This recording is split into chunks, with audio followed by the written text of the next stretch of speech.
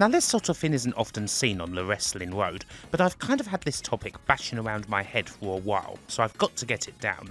I think it's an interesting little one that's worthy of examination, even if it requires stepping away from the usual land of old pro-res that this channel covers. We're going to WWE and TNA to look at 4 big guys from the mid-2000s who didn't quite make it. In the main, their attempts to create a new Brock Lesnar type strong dominant heel figure. Times when the companies took someone who could do a few athletic things and pushed them to the moon, in the hopes of emulating someone who'd achieved quite a lot in just 2 years. However, it turns out people like that don't exactly come around every other day. This quartet of fellas aren't necessarily flat out bad. You've got guys sullied with terrible gimmicks, folks who are just too green and overpushed, someone else who never quite found a role on the card. There's a lot of circumstances here, and a fair bit of intrigue. They may all be big and muscular, but it is a diverse selection, I promise. So here are 4 guys who I suppose you could call would-be next big things that, alas, very much weren't that at all. Let's get on with it. The Blueprint's Matt Morgan is surely the best place to start. He certainly had the physical stats, being a 300-pound 7-footer, although basketball was more his thing as opposed to the amateur wrestling that Brock obviously excelled in. Not that that's a big surprise considering his stature. After he wasn't able to make the jump from college basketball to the NBA, Matt Morgan turned to wrestling and initially appeared in 2002 as part of WWE's second Tough Enough series. While he had to pull out of that early due to injury, it's not exactly a surprise that WWE offered him a contract. I mean, look at the fella. The Blueprint spent the next 18 months or so in OVW, and according to a 2017 interview, he was at one point earmarked to be Abel, Kane's long-lost brother. When this storyline idea was shelved for the time being, he made his main roster debut proper in October 2003, where he would actually be put under Lesnar's win, debuting as part of Team Lesnar in a losing effort against Team Angle at the 2003 Survivor Series. The initial idea was for Morgan to make a regular team with Nathan Jones, but this was nixed after Jones quit the Fed in late 2003. For the next couple of months, Morgan would intermittently team with Lesnar until Brock himself quit the Fed, at which point Morgan was sent back to OVW. Matt Morgan spent another year or so in OVW, where he was booked pretty well, winning the Heavyweight Championship. Indeed, by all accounts, OVW's booker at the time, a certain Jim Cornette, was one of the few people who'd ever really go to bat for him. Mind you, there was a time when the Blueprint was toying with using a split-legged moonsault as a finisher, and Cornette promptly chewed him out, saying that he wasn't booked to be a 7-foot-tall Rey Mysterio. Even so, Cornette was big on Matt to the point where he even predicted that, by the end of the decade, he would be in a WrestleMania main event. No, really. Cornette said precisely that, and has happily gone on to defend his stance on Morgan several times over the years. Anyway, as much as Morgan would have been happy to have Cornette in his corner, this was a prediction that quickly aged like fine milk as soon as he was seen again on SmackDown. In April of 2005, he was brought back to SmackDown's main roster where, well, he was given the gimmick of being a big man with a speech impediment, stuttering all the way through his promos. Needless to say, this did not get over. He re-debuted with a squash against a young soon-to-be Zack Ryder, he was briefly Carlito's bodyguard, had a feud with The Big Show, and the negative comparisons to Lesnar continued even further when he actually started using the F5 as his finisher. This whole thing, to be honest, almost feels like a rib. But to who? To Lesnar, by giving this guy a weak gimmick and his old finisher, even though they clearly didn't think much of him, especially seeing as this is right around the time that Lesnar and WWE were looking to take each other on in the courtroom. To Jim Cornette, seeing as there was already a history of taking guys who'd been booked strong in OVW and turning them into jokes on the main roster. Or is it just one of those "Vince thinks this is hilarious" things? The stuttering thing in particular would surely sting, seeing as Morgan was actually regarded as one of OVW's better promos at the time. As for Morgan doing the F5, it should also be noted that the main time he did it was against Big Show, interfering in his match against Carlito at Judgment Day 2005. which just so happened to be held at the Target Center in Minneapolis. You know, Brock Lesnar's home city. There's always these tiny little details that obviously aren't coincidences when it comes to WWE's ribbon, isn't there? In later interviews, Morgan said that the request for him to do the F5 came directly from Vince himself, which should obviously come as no surprise. Anyway, once all this crap was finished with, Creative had nothing else for Matt Morgan. He was released in July of 2005 as part of a big talent cut at just about the same time that Jim Cornette was fired from OVW following his big blow-up on Anthony Corelli, the future Santino Marella. It should be noted that Morgan was not exactly a great talent in the ring. Not terrible as such, but not a big standout at all, and in fairness obviously quite green during the 2 times that he was on the main roster. One of the common themes running through this video is guys that most certainly had a superstar look about them, especially in WWE eyes, but they were either lacking in wrestling skill, lacking in charisma, or they were lacking in both. And Morgan certainly wasn't able to show a whole lot of skill or charisma on the main shows. Still, looking back on his booking, he clearly never had a cat in hell's chance. I imagine that being seen as a Cornette guy, and in particular Cornette's prediction, didn't do him a whole lot of favours in the political atmosphere of the Fed. I mean, regardless of what you think of the blueprint, not many guys deserve the sort of booking that he got. In any case, he wasn't finished with wrestling. He spent a bit of time in Japan where he was very briefly in NJPW at the same time as Lesnar, before returning to American screens in 2007 for TNA, starting out as Jim Cornette's bodyguard. The blueprint would go on to spend 6 years on the other side of the line, along with a few other guest appearances afterwards, including one in 2022, and he did manage to win the heavyweight title in the very short-lived Ring Kakin. It should be noted that according to a 2023 Chris Van Vliet interview, Morgan was in talks for a WWE return in early 2014, possibly at the Royal Rumble.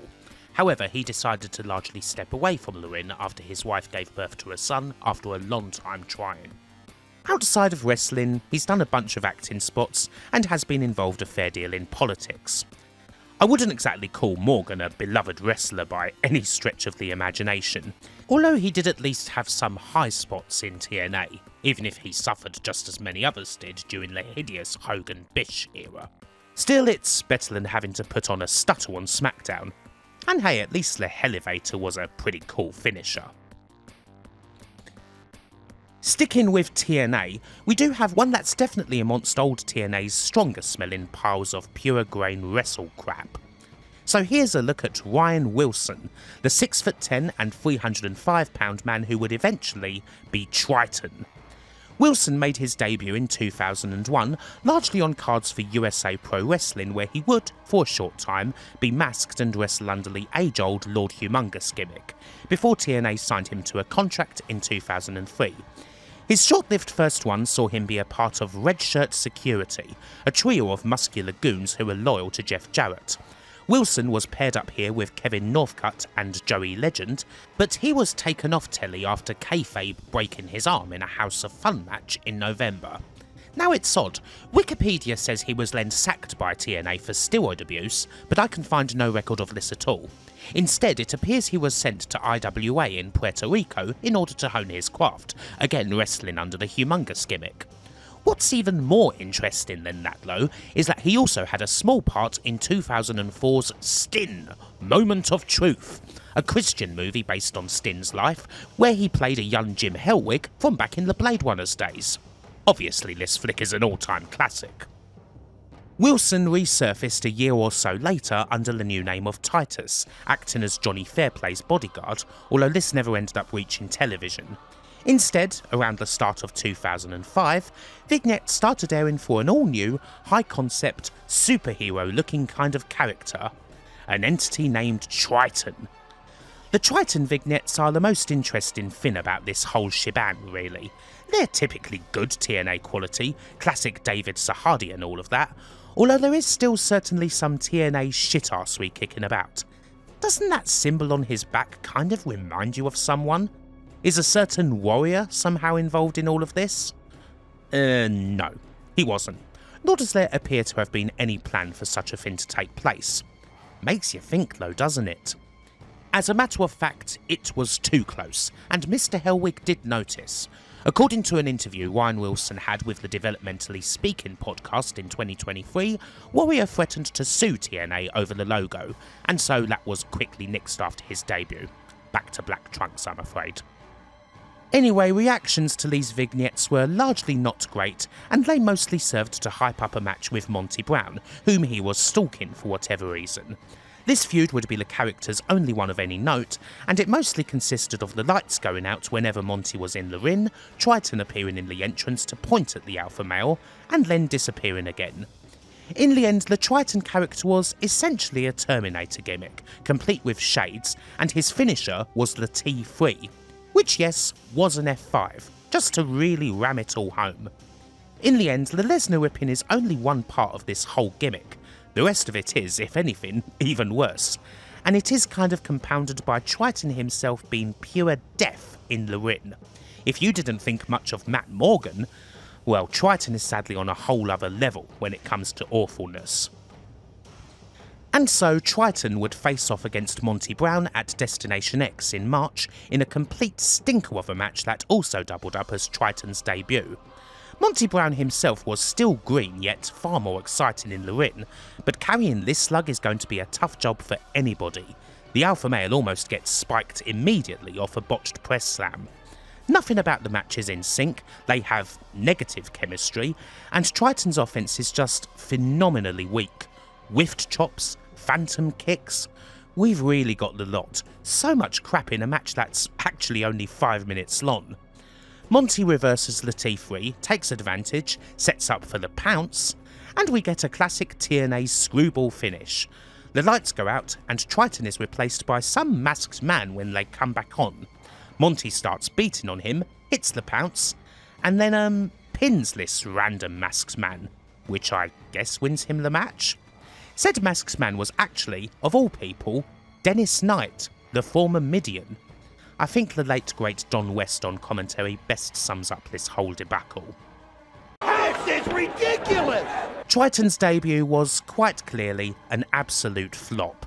The impact zone crapped all over it from a great height, and it appears as though the whole overbooked mess of a match was used as something of a cudgel to beat then Booker Dusty Rhodes over the head with. And sure enough, Dusty would be ousted as Booker a couple of months later. Not directly as a result of this, but he was politically on the outs with Jarrett, Dixie and company. As for Trytan, he would have a few more squash matches on Impact, as well as teaming with Simon Diamond, but in July 2005, when his contract was up for renewal, he asked for a raise. TNA were financially in a lot of trouble and cutting back heavily around this time. Hell, they didn't even have a weekly television show, resorting to distributing Impact through BitTorrent and Real Player streams. And so TNA's response to Trytan's request for a raise was to give him his walking papers, for good this time. Still, it wasn't necessarily over for Ryan Wilson. He did then appear in OVW as a lumberjack type character named Jacob Duncan. Once again, the Duncan gimmick would put him under a mask. He basically went from a Terminator type gimmick to a Leatherface type one. But in the aforementioned Developmentally Speaking interview, he was very thankful for the time in OVW, saying it helped him to properly work like a big man, and admitting that he was pretty damn green both in terms of the ring and in speaking out backstage during his TNA days. Anyway, Ryan ended up spending a couple of years in developmental, and even won the OVW heavyweight title at one point. However, Jacob Duncan never made a televised main roster appearance for WWE, and he was eventually released in November of 2007. This guy. It just was not meant to be. At all.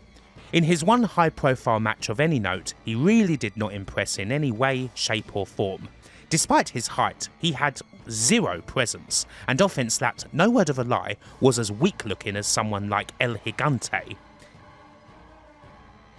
Now, in spite of the last two entries, a would-be Brock Lesnar doesn't necessarily have to be a direct rip-off of the next big thing, rib or otherwise. It can also apply to someone who has a similar blend of size, physique and agility, and also to someone who, if things had worked out a little differently, could have had a much greater stature than they ended up with in the Fed, filling the sort of ultra-powerful enforcer role that Lesnar did. although in this case the wrestler did go on to have a pretty good career regardless. And so here's a little look at Mark Jindrak, the reflection of perfection.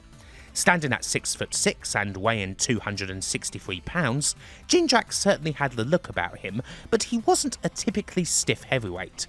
In fact, Jindrak was phenomenally athletic for his size, with a background in basketball that helped him to get some quite staggering height on just about everything he did.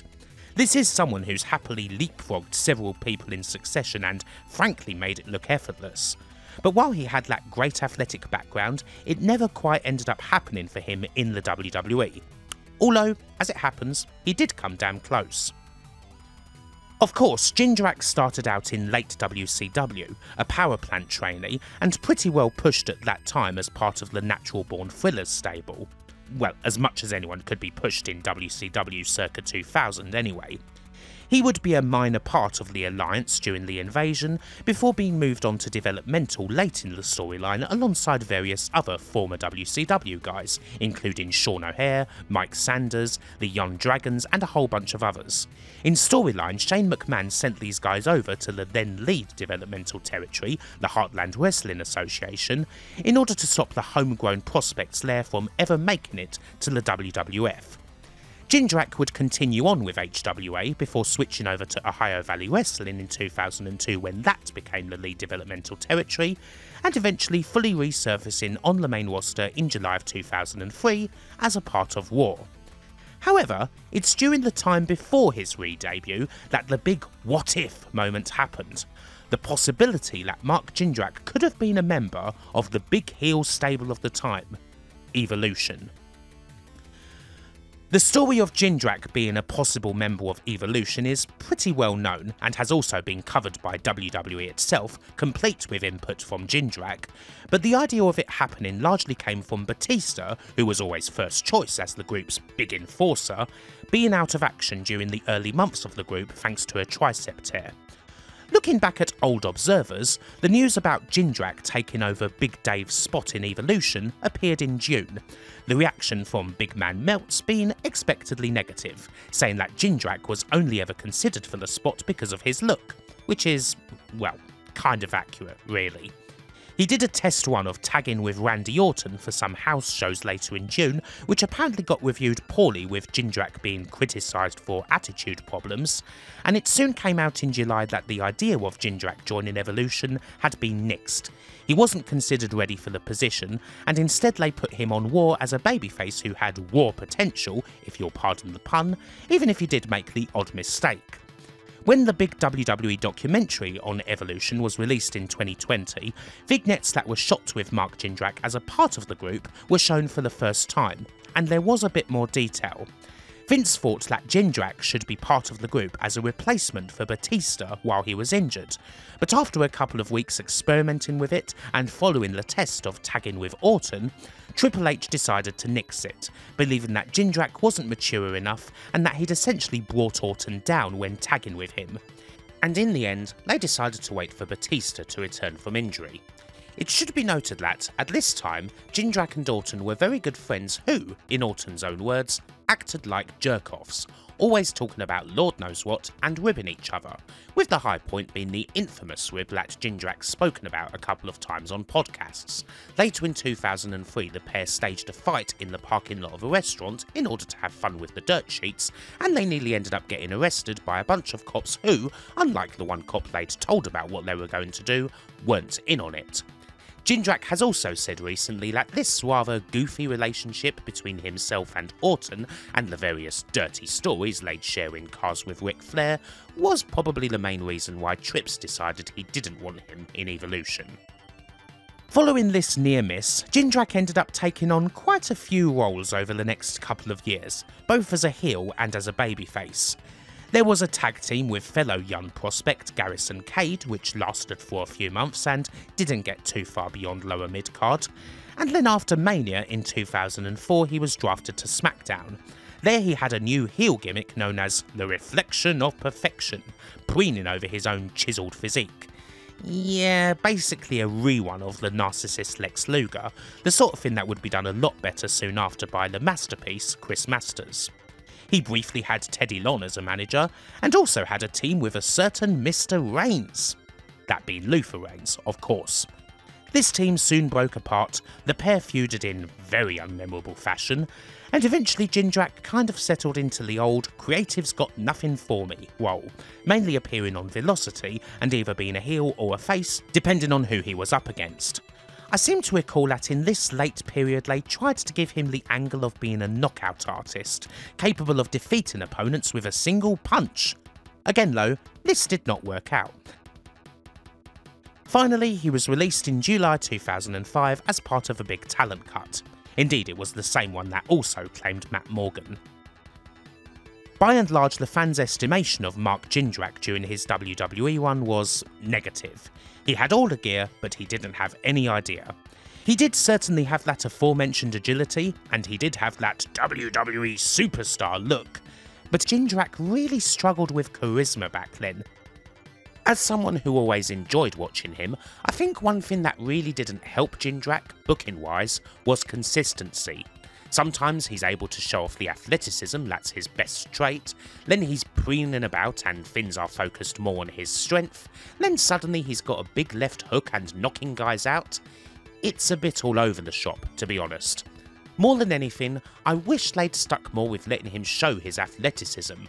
But then this is mid-noughties WWE we're talking about, and even a lot of the cruiserweights got their wins clipped on that front back then, let alone heavyweights like Jindrak. Mark Jindrak got a hell of a lot better after WWE. He made the decision to move down to Mexico, working for CMLL under the new gimmick of Marco Corleone. CMLL would largely be his home for the rest of his career, with the exception of a couple of years in AAA and Lucha Libre USA. Now, while you'd never say that Jindrak was as skilled as the very top luchadors, he was most certainly over with the crowd, largely wrestling as a technico, and he most definitely improved a great deal in the ring during this time, developing that all-important charisma and ring craft he never quite managed to get in WWE. In the end, Mark Jindrak had a damn fine career in Mexico, with plenty of high-profile feuds, big matches including several Lucha de Apuesta bouts, being a part of Los Ingobernables. Plenty of action indeed, before Jindrak made the decision to retire from the ring in March of 2018. If all that he'd had was his time in the USA, he'd obviously be remembered as a pretty big flop. But he made a damn fine decision to go elsewhere and, eventually, fulfill his potential. We move forward a couple of years for our fourth entry. Here we have another pretty big fella, 6'8" and weighing in at 302 pounds. We've got a very no-frills, intense presentation, something that's actually quite old school in many ways. The classic superior athlete, with the added spice of being the even more classic foreign heel. And also, unlike the first three guys we've covered, this guy had a much bigger push, although this time around it really didn't work out very well. It's time for Vladimir Kozlov. Kozlov, real name Oleg Prudius, also has more of a grappling-based background, although his speciality was sambo along with a bit of kickboxing. Kozlov, as with the other three, naturally had an absolutely killer look. If nothing else, he was excellent at giving off that dark, brooding intensity, that sort of hard-ass looking bodyguard that you just know's gonna have an epic tussle with the hero in an action film or whatever. It's just a shame that he was lacking in so many other areas, especially considering how hard he was pushed. Anywho, Kozlov came into the WWE fold directly from Sambo, headhunted at the start of 2006 and signed to a developmental contract, spending the next 2 years or so largely in Deep South Wrestling and OVW, although he would occasionally appear for interviews on WWE programming, proclaiming that he loved WWE and saying he could beat whoever was in the ring. Still, this didn't actually lead to much until April of 2008, when Kozlov made his proper WWE debut on SmackDown. Uniquely, he had no entrance music or Titantron, implying that the sheer look and demeanour of Kozlov was enough for him to be fearsome without any other bells and whistles. Naturally, he had a bunch of squashers while demanding better competition, fitting into a rather typical role as a foreign heel.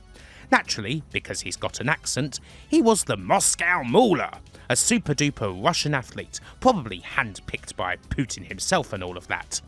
It is somewhat darkly amusing in retrospect, seeing as Oleg Prudius himself was actually born in Kyiv, Ukraine, although nowadays he's a naturalised American citizen. Anyway, the squashers basically continued for a few months with nothing being all too on here. It's exactly the way a big new monster heel should be built in the beginning, especially one who came purely from developmental and as such was still naturally quite a bit green. You know, hiding the weaknesses and all of that. But then, something stupid happened. Someone decided it was time to pull the trigger on Kozlov way too soon. In September, Kozlov attacked Jeff Hardy, basically inserting himself straight into the world title picture, seeing as Hardy was then the #1 contender to Triple H. Still undefeated on TV, he beat Jeff Hardy clean a month or so later on SmackDown, and followed that up with the absolute biggest win of his career, a DQ victory on SmackDown against The Undertaker, which placed him to be next in line to Trips and his WWE Heavyweight title. All of a sudden, Kozlov had the proverbial rocket on his back.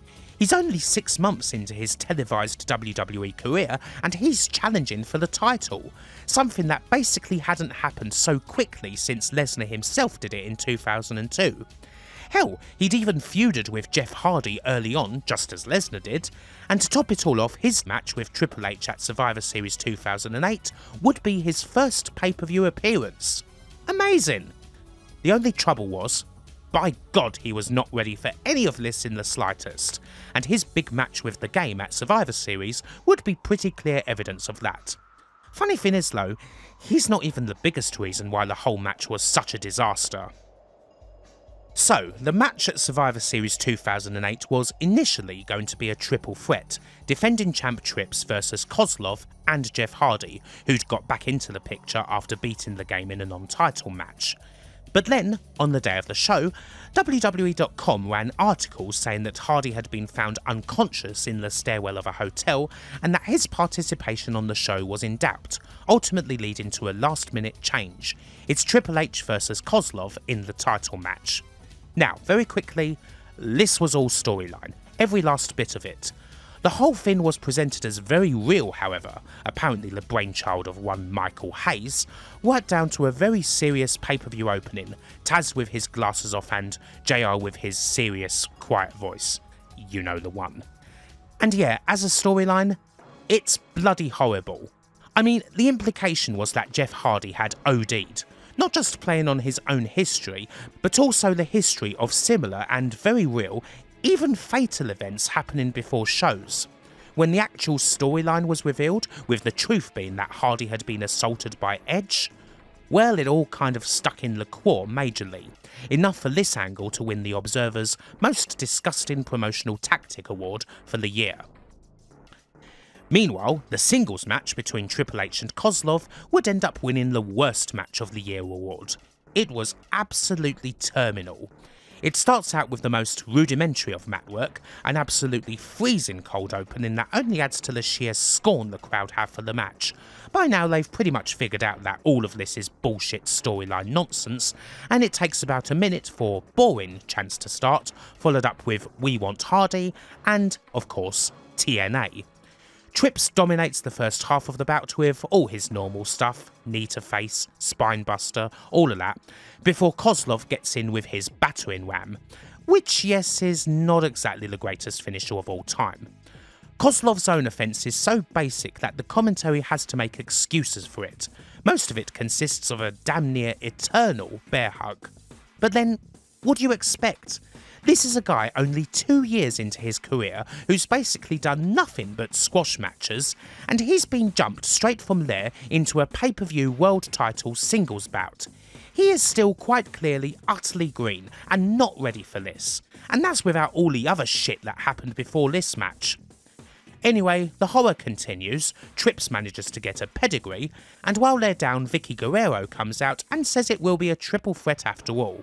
However, Edge comes out rather than Hardy, making his first appearance since losing a Hell in a Cell match against Taker at SummerSlam. Jeff also comes out in hot pursuit, but ends up socking the Game with a chair, and this is enough for Edge to pin Trips and win the title. It's a hot cluster schmoz of an ending that certainly wakes the crowd up, although it is hardly enough to make up for the 14 minutes of absolute horror that preceded it. Make no mistake, this is one of the worst title bouts that the Fed ever put on. Survivor Series 2008 was a bad show in general, but this was its crowning disaster piece. Anyway, this was the high watermark for Vladimir Kozlov, a match he completely wasn't ready for and had not earned in the eyes of any fan, all of whom were already thoroughly pissed at not getting to see the guy they'd obviously wanted, hell, the guy some of them had probably paid to see. But well, you should know how things go with the WWE by now. You don't like the people you think you like, and all of that. Here's this generic grunting big guy instead. The idea of main event Vladimir Kozlov never recovered. As the months went by, he was gradually sent down the card, losing his undefeated streak, and eventually he found himself in WWECW during its final year. Still a big power heel, but now in a brand that was completely dead in the water by this point. It should be mentioned that things did actually get better for Kozlov, although it did take until 2010 for it to really happen. Kozlov did get over as a face in an unexpectedly delightful comedy team with Santino Marella. The pair played off very well with each other, and a lot of their segments were legitimately funny. I mean, sure, it's not the main event, but it's a fun little role on the card. Anywho, the unlikely Kozlov-Santino duo continued until August 2011, when he was released. Funnily enough, his release was mentioned immediately afterwards by CM Punk as part of the hottest WWE program in years, when he asked John Laurinaitis if he'd spoken to either Kozlov, David Hart Smith or Chris Masters face to face during his contract signing with John Cena. As for Kozlov, he went from WWE to Japan briefly, making a few appearances for the Inoki Genome Federation, before essentially retiring from the ring in 2012 and focusing on acting. However, he has very recently made an in-ring return as a part of TNA after making a few cameos and being a Russian language commentator there for the past couple of years, this time under his real name. Whether Vladimir Kozlov was ever truly destined for more than the spot he ended up getting or not, he was most certainly pushed way too hard and way too soon, and in any case, even someone better and more experienced would have likely failed in the spot that he was stuck into, because it was absolutely impossible. The people wanted to see Jeff Hardy, they did not want to see this shit. If they were serious about turning Vladimir Kozlov into a heel main eventer, he needed way more time to build up, a year more at the very least. Hell, even the Great Khali, someone else who was severely overpushed considering his talent level, he was around for well over a year before the WWE tried to stick him in the main event and give him the title. That's how prematurely they jumped the gun on Kozlov. Kozlov would have certainly benefited greatly from FCW, or later NXT, if that had been around in his day. That certainly helped out the next significant foreign heel after him, that being Rusev, who'd only been wrestling a couple of years himself before being signed up to Developmental, and obviously Gunther, today's primo foreign heel, has years of momentum behind him at this point to go along with his years of great indie work. There's a line that connects all three of these guys and goes back to a pretty time-honoured, if occasionally corny, American wrestling tradition, but if Rusev and Gunther are examples of how to do these things properly, Vladimir Kozlov is a pretty clear example of how not to do it. And with that, we're about done here. Hopefully you've enjoyed this look at, well, what for the most part could be generously described as mediocrity. But there's surely some good to be found here, in the later career of Mark Jindrak if nothing else. Perhaps though this is another well that can be drawn from in the future. But until the next time, when we'll be likely back to something Puro related, bye for now.